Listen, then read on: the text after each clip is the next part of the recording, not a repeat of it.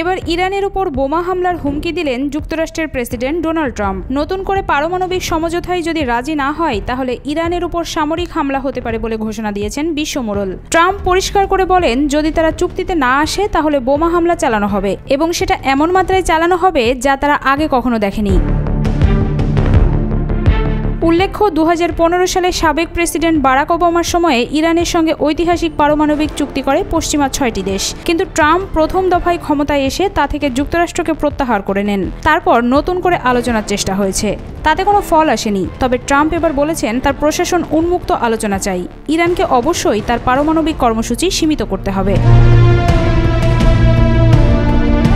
অন্যদিকে ট্রাম্পের এমন হুমকির জবাব দিয়েছেন ইরানে নির্বাচিত নতুন প্রেসিডেন্ট মাসুদ পেজেশকিয়ান। তিনি ওয়াশিংটনের সঙ্গে সরাসরি সমঝোতা প্রত্যাখ্যান করেছেন। এমন কিছু হলে ট্রাম্পকে পাল্টা জবাব দেওয়ারও ইঙ্গিত দিয়ে রেখেছেন। তবে পরোক্ষ আলোচনা হতে পারে বলে জানিয়েছেন প্রেসিডেন্ট মাসুদ। এদিকে ওমান মধ্যস্থতাকারীর ভূমিকায় থাকবে। একই সময়ে ইউক্রেন যুদ্ধ নিয়ে রাশিয়ার প্রেসিডেন্ট ভ্লাদিমির পুতিনের উপর বিরক্ত প্রকাশ করেছেন ট্রাম্প। এনবিসির ক্রিস্টেন ওয়েলকারের সঙ্গে ফোন কলে ট্রাম্প এমন মনোভাব ব্যক্ত করেন। প্রেসিডেন্ট ভ্লাদিমির জেলেনস্কির নেতৃত্ব নিয়ে প্রশ্ন তুলেছেন পুতিন, এজন্য তার উপরও ক্ষোভ প্রকাশ করেছেন ট্রাম্প। উল্লেখ্য, সম্প্রতি পুতিন বলেছেন, কার্যকর একটি শান্তি চুক্তির জন্য ইউক্রেনের উচিত বিকল্প নেতৃত্ব বিবেচনা করা। সঙ্গে সঙ্গে এর পাল্টা অবস্থান নিয়েছেন ট্রাম্প। এনডিটিভি জানিয়েছে, ট্রাম্প বলেছেন, যদি আমি এবং রাশিয়া ইউক্রেনের রক্তপাত বন্ধ করতে সক্ষম না হই, যদি আমি মনে করি এতে রাশিয়ার ত্রুটি আছে, তাহলে রাশিয়ার সব তেলের উপর দ্বিতীয় পর্যায়ে শুল্ক আরোপ করব।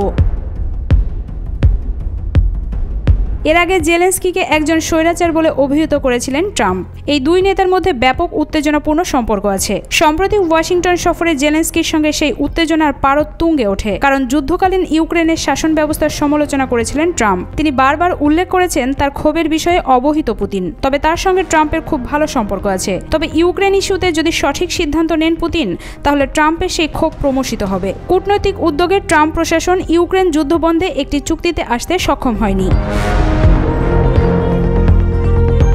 সম্প্রতি যুক্তরাষ্ট্র সমর্থিত 30 দিনের একটি যুদ্ধবিরতি প্রস্তাব প্রত্যাখ্যান করে রাশিয়া। উল্টো তারা ইউক্রেনের উত্তরাঞ্চলের কাছে সামরিক অভিযান জোরালো করে।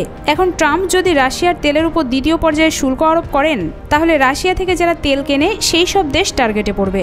ফলে যুদ্ধ টিকিয়ে রাখা মস্কোর জন্য কঠিন হয়ে উঠতে পারে। এতে সবচেয়ে বেশি ক্ষতিগ্রস্ত যারা হবে তার মধ্যে অন্যতম চীন ও ভারত, কারণ তারাই রাশিয়ার সবচেয়ে বেশি অশোধিত তেল আমদানি করে।